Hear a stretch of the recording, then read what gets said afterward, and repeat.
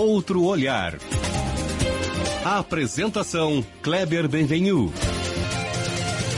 Olá, bom dia família Bandeirantes. Bom dia para você que nos escuta na intimidade do rádio ou também que nos acompanha aqui pela internet. Como não poderia deixar de ser, o Outro Olhar deste sábado vai tratar da tragédia que assola o nosso estado do Rio Grande do Sul neste momento. As enchentes atingiram mais de 400 municípios gaúchos, afetaram pelo menos 1,5 milhão de pessoas, o número de desalojados passa dos 165 mil, e há cidades que, mais de 10 dias depois do início das chuvas, permanecem debaixo d'água. O nível de destruição é incomparável com qualquer outro desastre ambiental da história do estado e até do país, sem falar dos muitos mortos. Enfim, como é o esforço do resgate, da recuperação das nossas cidades, é disso que nós vamos tratar, seja por parte dos prefeitos, das demais autoridades, mas também da população, que tem demonstrado uma bravura, uma solidariedade também, sem parâmetro nesse momento de extrema dificuldade. Então, o Outro Olhar de hoje é um pouco diferente até porque eu mesmo estou precisando gravar aqui da minha casa e também porque as entrevistas serão online. Nós vamos ouvir 2 prefeitos para saber junto como eles estão lidando com esses assuntos, com as suas populações, como eles estão enfrentando este momento. O prefeito Matheus Trojan, de Mussum, no Vale do Taquari, um dos municípios mais castigados pela chuva desde o ano passado, seu terceiro grande desastre em pouco tempo, e depois o Luiz Afalon, prefeito de Gravataí, aqui da região metropolitana de Porto Alegre, que já foi inclusive presidente da Corsã, então tem todo um testemunho técnico, inclusive, sobre esse problema das águas. E nós começamos o nosso papo de hoje com o prefeito de Mussum, Matheus Trojan, que há pouco tempo nos deu uma entrevista inteira.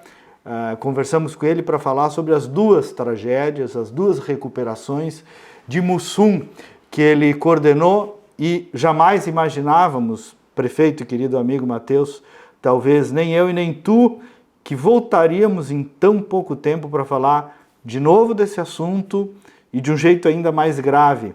Bom dia, obrigado por estar aqui conosco e me conta demais essa experiência, tu que na outra entrevista me contaste das outras 2, mas vamos de novo, né? Obrigado pelo convite de participar aqui do programa. Na verdade, realmente, a gente não tem como imaginar quando acontece um desastre muito grande, de grandes proporções, que logo em seguida nós teremos outro, e ainda por cima, pouco tempo depois, mais um. Então, em um período de menos de 8 meses, nós estamos no terceiro desastre climático de eventos de inundações no município de Mussum. Então, nós vamos ter que agora recomeçar a reconstrução, a recuperação que ainda estava num processo de evolução, né, de andamento que distante da sua finalização, da sua conclusão, e que agora vai ter que ser revisto, vai ter que ser reavaliado em alguns pontos e talvez até ampliado em algumas situações da cidade. E ainda por cima, nesse evento, Kleber, agravado pela questão dos deslizamentos, porque é um fenômeno novo para nós. Outra vez não tinha tido deslizamento, né? Não tivemos registro de deslizamento outra vez. Em um período de 120 horas, nós tivemos um acumulado de chuvas superior a 800 milímetros. Isso é um volume absurdo, é algo muito além da nossa realidade e que acabou gerando esse outro agravante, que gerou também o isolamento de famílias no interior, gerou o nosso bloqueio de acessos para fora do município ou de fora do município para dentro, e que isso, obviamente, dificulta todo o trabalho de recuperação. Eu vi um vídeo que tu compartilhaste, até me caiu um cisco no olho quando eu estava vendo, com a bandeira da cidade suja de barro atrás, e tu disseste, nós não vamos desistir de Mussum. E agora tu dizes assim, mas algumas coisas vão ser diferentes nesse plano de reconstrução. Me explica isso, como é que vai ser dessa vez e o que vocês estão vendo de diferente? Eu acredito que tem 2 pontos que sejam importantes aqui, Kleber, da gente destacar. O primeiro deles é o seguinte: nós já tínhamos iniciado um processo de proibição de reconstrução em algumas áreas. As áreas que tiveram a destruição completa, as áreas que foram declaradas como áreas de risco iminente, embora talvez não tivesse nesses pontos destruído todas as casas, mas eram locais onde a gente, pelo risco iminente, pelo risco extremo que existia, nós já tínhamos determinado aos moradores que, a partir do momento que as novas casas estivessem prontas, esses moradores teriam que abandonar essas áreas antigas. É um trabalho que não é simples de fazer, é complexo, tem toda a questão cultural, tem toda a questão do direito à propriedade, enfim, são vários elementos que envolvem. A compensação, né, disso. Caso do ressarcimento, mas a gente estava evoluindo bem, estava tendo essa compreensão da população através do diálogo, da transparência também, que sempre foi algo que a gente prezou muito. Porém, agora nós precisamos ir além, até na questão empresarial e tudo mais, nós precisamos acelerar esse processo e precisamos também ampliar talvez essas áreas de risco iminente, essas áreas que são inviáveis de se manter onde estão. Talvez é um trabalho um pouco mais profundo que teremos que fazer nesse sentido. E muito importante, o segundo ponto que eu trago, que eu acho interessante compartilhar, nós, na nossa realidade, município de Mussum, se formos atendidos da mesma maneira que fomos no ano passado, nós não nos reergueremos. Nós não nos reergueremos. Fala mais sobre isso. Por quê? Porque o que tu está querendo dizer? Primeiro, pela limitação do acesso aos recursos. Nós tivemos muitos recursos liberados, porém, em sistemas engessados. Por exemplo, o governo federal aprovou a reconstrução de mais de 200 casas em Mussum, entre os vários programas. Só que essas reconstruções de casas, o governo federal aporta o recurso para a casa em si, que é um recurso que dá para construir uma casa popular com as suas limitações. Mas nós precisamos de área de terra, nós precisamos de terraplanagem, nós precisamos de acesso, precisamos de luz, água, pavimentação. Todo esse pacote envolve mais alguns milhões além das casas. E é um recurso que, infelizmente, nós não temos toda a condição de buscar. Outra situação que eu destaco, burocracia. E aí não é uma situação de um governo ou de um... Da estrutura estatal toda, né? É federal, é estadual, que nos engessa muito no andamento dos processos. Nós não conseguimos ser céleres porque os processos são muito engessados. A parte ambiental, a parte de liberação dos próprios loteamentos, dos projetos que acabam tendo que se casar. Então, realmente é muito complexo a gente conseguir evoluir. Então, esse é o ponto principal que eu destaco. E uma outra situação, Kleber, que eu acho muito importante a gente destacar. Empresas. A parte econômica da região, e obviamente eu falo do município de Mussum. Nós não chegamos àquilo que foi prometido no ano de 2023. Foi uma falha. Isso sim eu identifico como uma falha grave por parte do governo federal. Nós não chegamos àquilo que esperávamos, que precisávamos e que foi anunciado. Se nós não tivermos políticas além... Que era o quê? O que foi prometido ali que não chegou para as empresas? Principalmente para as grandes empresas isso não chegou, e aí a gente teve um abalo muito grande, e também algumas questões que nós apresentamos, que não chegou a ser promessa do governo federal, mas que nós entendíamos como necessárias. Questão de subsídio aos salários, através de uma manutenção dos salários dos funcionários, que manteria o vínculo empregatício, mas também desafogaria o caixa das empresas.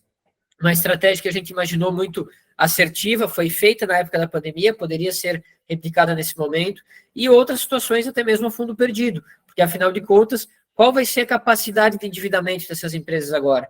Ela é nula, elas já se endividaram naquilo que podiam para se reerguer no ano passado.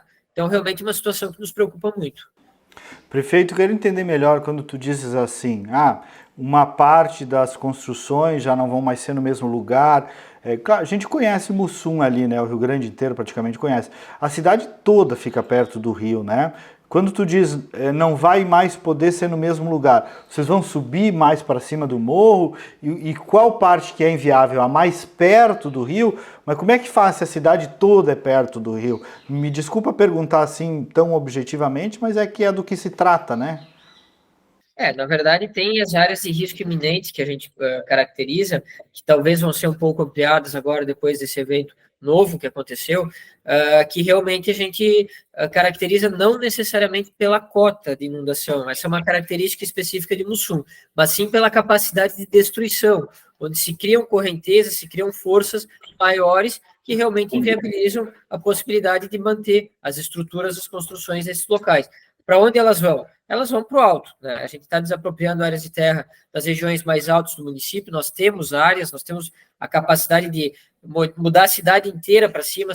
Isso que eu queria entender. Mas é importante a gente destacar, né, Kleber? Isso também não é um processo simples. É evidente. Estruturas consolidadas, elas têm seu patrimônio, elas têm a questão comercial que está consolidada, está posta.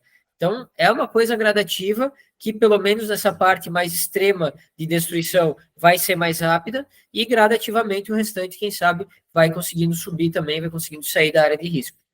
Interessante. Eu te perguntei outra vez e queria te perguntar de novo, e depois vou perguntar para o prefeito de Gravataí também. Como é que foi o roteiro da tua experiência pessoal dessa vez? Como é que tu conduziu? Onde tu estavas? Como é que tu foi administrando, tu um cara tão jovem, né?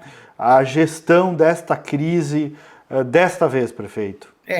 A gente acaba assumindo o papel de, ao mesmo tempo que nós precisamos alertar, nós precisamos criar o senso de risco nas pessoas para que elas não fiquem nas áreas de risco, nós também temos a função de acalmar, de transmitir serenidade, de transmitir o mínimo de lucidez para que as pessoas possam tomar as suas ações, possam tomar as suas decisões da maneira mais racional possível. Não é fácil num momento como esse. Eu vou destacar um momento que me marcou muito, que foi o momento onde veio o anúncio do rompimento da barragem 14 de julho, que fica no município de Cotiporã. É uma cidade razoavelmente próxima aqui da nossa e que acabou gerando um pânico geral, né? A gente teve centenas de pessoas, eu acho que tinha 500 pessoas aqui na frente do hospital, que era o nosso ponto de referência, e as pessoas estavam atônitas. Tinham pessoas de mais idade, homens, tremendo de pânico, crianças chorando, mulheres atônitas, e coube a mim e a nós, enfim, reunir todas as pessoas e transmitir uma mensagem de serenidade. Nós já tínhamos as projeções possíveis de elevação do nível das águas e que mostravam que a gente não ia estar numa situação de risco maior do que estávamos. Então, a questão principal era justamente transmitir isso e acalmar as pessoas. Então, foi um momento bastante desafiador, porque o pânico era geral, então também a gente precisa ter um autocontrole enquanto equipe muito grande, mas que, graças a Deus, eu e as pessoas que estavam justamente comigo na equipe souberam ter e souberam conduzir. O prefeito, sabe que eu estava, quando me preparava para conversar contigo, eu me lembrei daquela passagem, né, quando Jesus é levado para o Calvário, que ele cai pela terceira vez, né? E as inspirações teológicas mostram que mesmo caindo pela terceira vez, ele se levanta, vai para cumprir a sua missão e ressuscita, vence a morte, vence a dor e tal, né? Então imagina essa experiência tua como líder e da cidade de enfim cair pela terceira vez, né? Exatamente, é realmente até impactante esse comparativo, Kleber, porque algo que eu não tinha pensado ainda, mas que realmente é uma realidade, e a gente precisa se levantar, né? A gente não pode ter a opção de cair e ficar, nós precisamos nos levantar enquanto liderança, mas nós enquanto município, e procurar cumprir esse ciclo, essa missão que é nossa, né? Dentro do nosso contexto, dentro da nossa realidade, é concluir o processo de reerguimento e concluir a missão que a gente acredita que tem, né, que é muito maior do que uma questão individual. É uma questão coletiva, uma questão política em relação ao município de Mussum e a toda a nossa região. E prefeito, apesar das dores, né, que são insanáveis, né, a nossa colonização aí se fez em cima desses rios e desses morros, né, e isso criou toda uma base cultural e de valores morais que fizeram a identidade da Serra Gaúcha. E eu não tenho dúvida que a tua cidade também vai ter um vigor moral e emocional ainda mais forte e histórico, quiçá um testemunho perante o Brasil e o mundo depois de tudo isso. E é muito isso que eu desejo para ti e para todos vocês aí. Obrigado, e realmente um desafio muito grande para todos nós de procurar gerar novamente esse sentimento de pertencimento, de autoestima, de orgulho, de satisfação e conforto na própria terra que é a nossa, né? Que é a cidade de Mussum. Um grande desafio, mas que a gente vai encarar de cabeça erguida. Obrigado, Kleber. Obrigado, caro amigo Matheus Frojão. Um abraço para ti e para toda a comunidade de Mussum aí, meu e da equipe da Bandeirantes. Obrigado. E agora nós estamos na linha conosco, online, o prefeito de Gravataí, o Zafalon, conforme eu falei na abertura do programa que está sendo gravado na quinta-feira, indo ao ar sábado, de quinta a sábado. Talvez a gente já tenha tido mais novidades, mais modificações na questão climática, mas de qualquer modo é importante nós ouvirmos prefeitos de cidades que viveram esse desafio e saber de como foi essa experiência, de como estão lidando e principalmente o legado de que esse desastre todo vai deixar aí para as nossas cidades. E especialmente, prefeito Zafalon, o senhor é prefeito de Gravataí, mas que é da região metropolitana, então eu queria começar a ouvir o amigo aí um pouco com um balanço de como essas chuvas e enchentes aí, o senhor que tem o rio Gravataí principalmente, né? Como é que bateu na cidade e a repercussão em toda a região metropolitana dessa vez. Bom dia aí, um abraço para o senhor e sucesso aí nessa jornada de recuperação da cidade. Bom dia, Kleber. Olha, é evidente, o rio Gravataí passa aqui na frente, dá nome à cidade, inclusive, né? Mas tem dois afluentes, que é o Arroio Barnabé e o Arroio Demétrio, que são afluentes e que desembocam no Gravataí, recebendo água de Taquara, da Morada do Vale, dessa região aqui mais de cima, desce por esses dois arroios, e esses dois são arroios bem crescidinhos, e eles vêm no caminho alagando uma série de coisas. Então, no início foi bem complicado, a gente teve um alagamento grande na região da Morungava, RS 20, a população ficou com água dentro de casa em muitos locais lá na Morungava, e depois veio vindo para a cidade aqui. Bom, ali no Arroio Barnabé, ele também encheu d'água, começou a transbordar. Tem dois bairros ali importantes que a água invadiu completamente. O Vale Ville, que é um bairro vizinho, é a divisa com Cachoeirinha, também alagou praticamente todo. Hoje está 40%, 50% dele ainda em condições não favoráveis, ainda alagados e tal. E o do outro lado do Barnabé, o lado esquerdo do Barnabé, fazendo de Montante a Jusante, o lado esquerdo do Barnabé também, que é um bairro popular, que é o bairro São Judas Tadeu, Vila Rica, alagou. São bairros de quantas mil pessoas, prefeito, esses dois aí? Essa enchente atingiu 10 a 12 mil pessoas diretamente. Lá no Itatiaia também, o bairro do Itatiaia também sofreu alagamentos. Então, esses bairros, hoje, agora, nesse momento, quinta-feira, quando nós estamos gravando, né, nós temos ainda o Vale Ville, então, com 40%, 50% ainda alagado, o São Judas Tadeu ainda alagado, várias e várias quadras, e aqui no Parque dos Anjos. Albergados na cidade, pessoas em abrigos na cidade, que tiveram que abandonar as suas casas, nós temos 2.000 pessoas aproximadamente, sendo que 200 pessoas de Gravataí e 1.800 dessas pessoas são de fora, são de Canoas, são de Eldorado, são de Nova Santa Rita, ou seja, pessoas que acabaram chegando aqui porque não tinham para onde ir. E nós fomos abrindo. Onde é que vocês albergaram na cidade? Estão distribuídas as pessoas aonde? Nos abrigos da prefeitura, numa escola Olenka Valente, lá no bairro Bom Sucesso, e vários outros. Nós temos 35 abrigos cadastrados aí pela prefeitura, que nós estamos ajudando com comida, com roupa de cama, com colchão, que foram abrigando, né? Igrejas, né? Colégios, por exemplo, os colégios privados, o Sinodal, o Dom Feliciano e outros aqui receberam nas suas instalações, abriram suas instalações para receber. Então, estão espalhados aí por 37 locais da cidade, né? Então, tem bastante gente colaborando. Uma outra questão, acho que é importante que a gente refira aqui, é que Gravataí, pela posição geográfica e pela condição, né, embora tenha sofrido muito no início, a gente investiu muito. Desde 16 de junho de 2023, quando teve o ciclone extratropical, de lá para cá, a gente investiu muito em drenagem, né? Desassoreando arroios, desassoreando canais. Então, isso conseguiu fazer com que a gente rapidamente voltasse, não 100% à normalidade, mas 90% da cidade está normal, está tranquilo. Bom, com isso, e como as outras cidades nem acesso têm, olha o caso de Porto Alegre, hoje ainda não tem nem acesso, Canoas, esse problema todo, Eldorado todo, Gravataí se tornou um centro de referência para todo mundo que desce do país inteiro, trazendo contribuições de equipes e voluntários, ficam alojados aqui. Consegue chegar direitinho até Gravataí, depois começa a ter problema.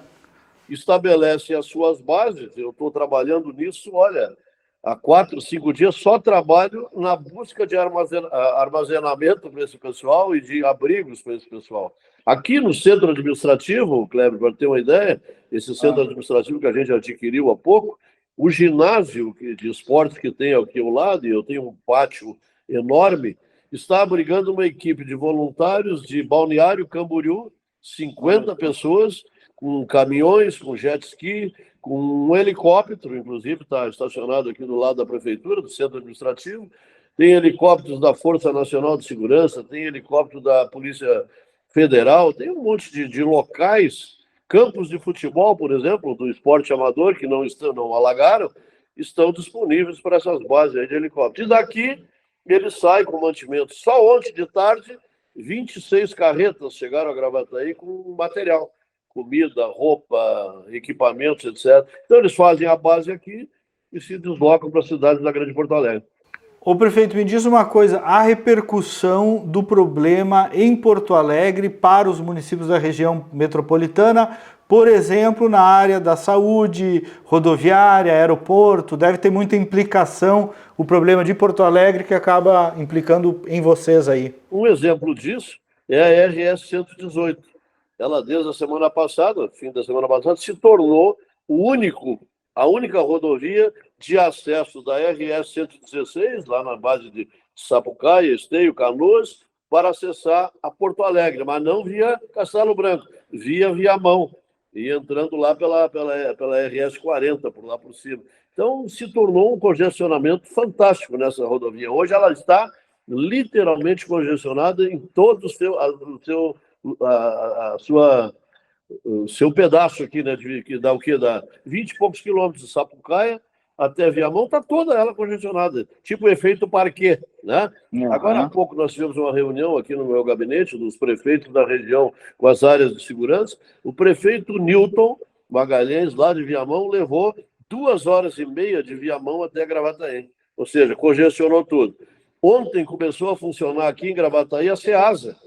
Abriu a SEASA aqui em Gravataí, ali onde é o CD da São João, e olha o reflexo que isso traz no trânsito.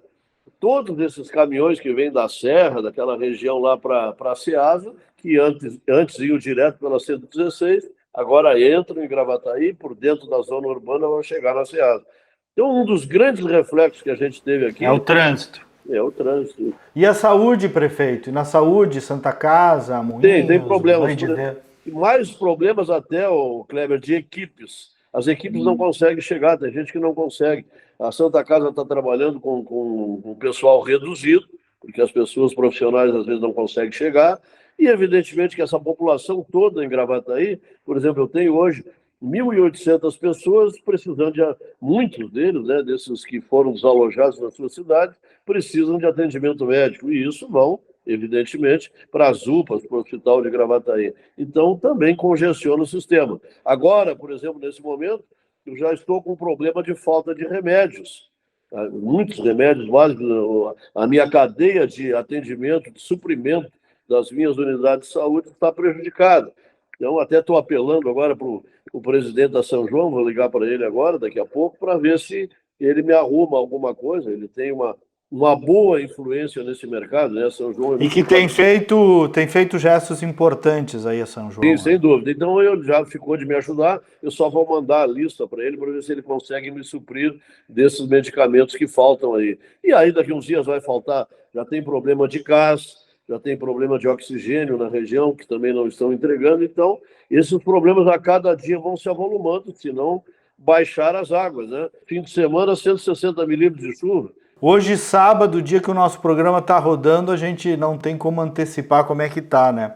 O prefeito, em termos de obra, sobrou muita coisa para o senhor arrumar, ponte, pontilhão. Eu vi que o senhor está bastante na rua, sempre perto das obras da cidade, comandando as equipes. Sobrou muita coisa para consertar?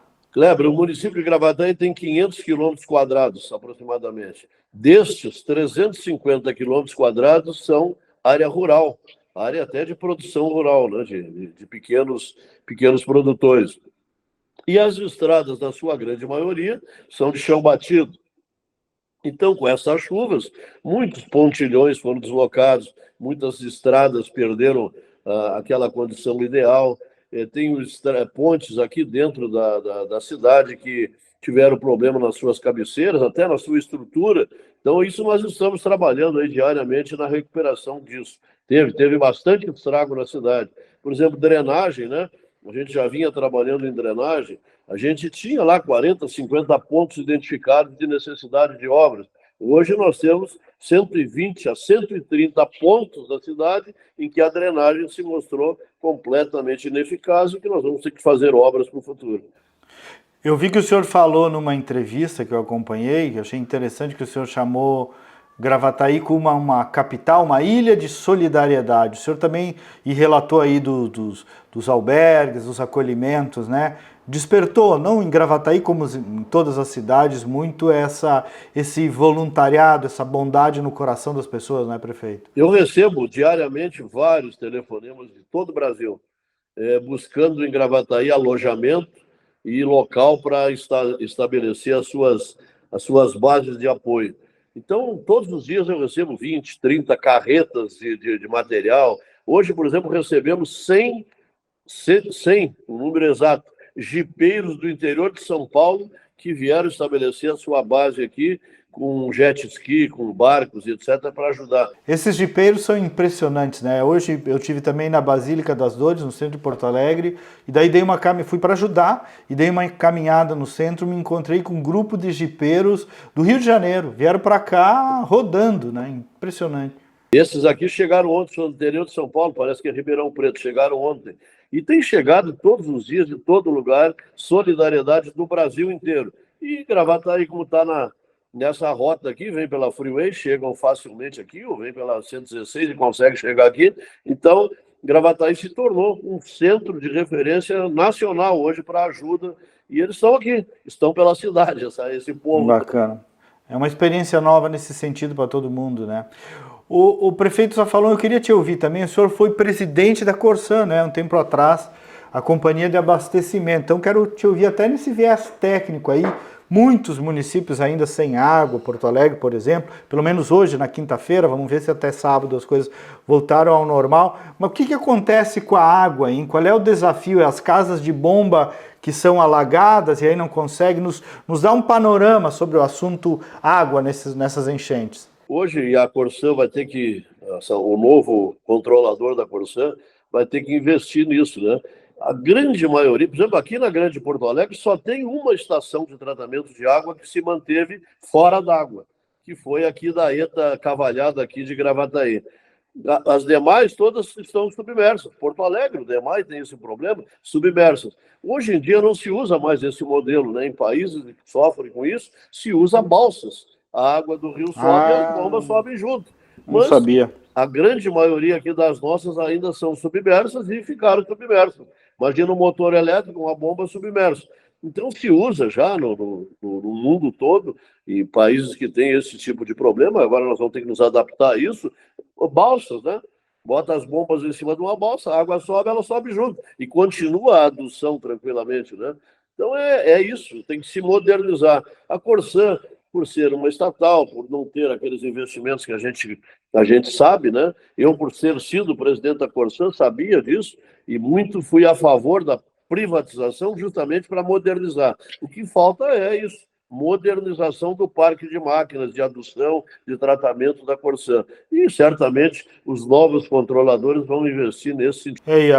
E a resposta do novo controlador também está sendo muito mais rápida do que se fosse a Corsan pública, né, que não tinha dinheiro nem para o básico. Imagina por uma situação como essa, né? Exatamente. Ontem, por exemplo, eles fizeram, agora eu estava conversando com o prefeito de Cachoeirinha, nessa reunião que a gente teve, eles fizeram uma obra emergencial e colocando balsas para fazer a adução para Cachoeirinha. Ontem de tarde eles estavam fazendo isso.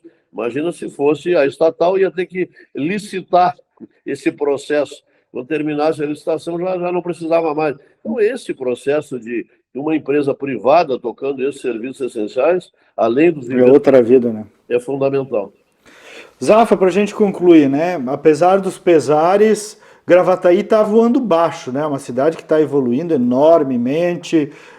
Superado isso, teu otimismo, tua perspectiva para a cidade aí permanece? Sem dúvida. Eu estou investindo muito em obras aqui, em obras em todos os segmentos. Estou construindo um mercado público, uma rua coberta. Evidentemente que essas semanas parou, né? Parou, atrasou. Estou investindo em duplicação de avenidas importantes que vão se tornar novos polos de desenvolvimento, principalmente na área de logística. A cidade é muito procurada por empresas de logística, né, do e-commerce, que explodiu no mundo. Então, logística hoje é fundamental. E Gravataí pela condição que tem. Hoje, muita gente vai... A gente não... esse evento, por exemplo, vai mostrar, ontem eu estava conversando com alguns empreendedores de imóveis, vai tornar Gravataí uma cidade fundamental, talvez, para a gente viver, né? Porque o reflexo a gente viu aí nesse momento. Então, tem muitos empreendimentos aqui em Gravataí, empreendimentos imobiliários, e as pessoas vinham morar nesse local pela posição geográfica, né? E pela condição que se apresentou agora de ser uma cidade segura até para esse tipo de evento. Prefeito Luiz Zafalon, obrigado, saúde e paz aí para Gravataí e para nós todos, né? Para o Rio Grande inteiro.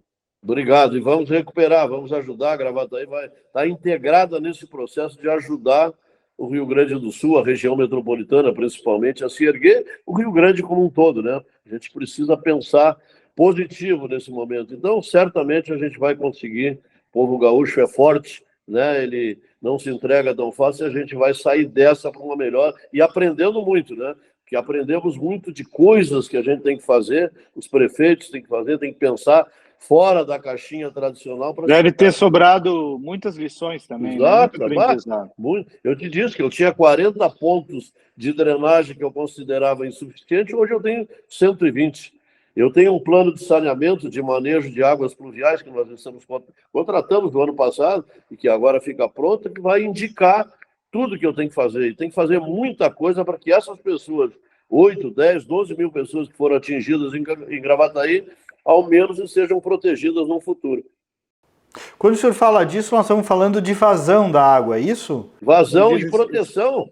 Proteção, esses bairros ao longo do Barnabé, por exemplo, ao longo do Demétrio, tem bairros abaixo da cota. Quando o rio sobe, o bairro fica abaixo da cota. Então tem que ter proteção, tem que ter casa de bomba. Esses bairros que eu te falei, além de não ter um dique, né, de proteção, eles não têm casa de bomba para tirar. Não tem uma casa de bomba em Gravataí. Essas que ficaram inundadas, né, que também é um absurdo, uma casa de bombas ficar inundada na cheia, né? Nós não temos nenhuma em Gravataí. Então, tudo isso é lição que a gente tirou desse processo e que nós teremos que aprender. Obrigado, meu caro. Um abraço. Abraço. Obrigado por participar do teu programa. Obrigado eu. E nós voltamos no próximo sábado com mais uma edição, não sei se aqui de casa ou de volta para os estúdios, mas o certo é que nós vamos estar aqui de novo. Até lá, bom dia, bom final de semana.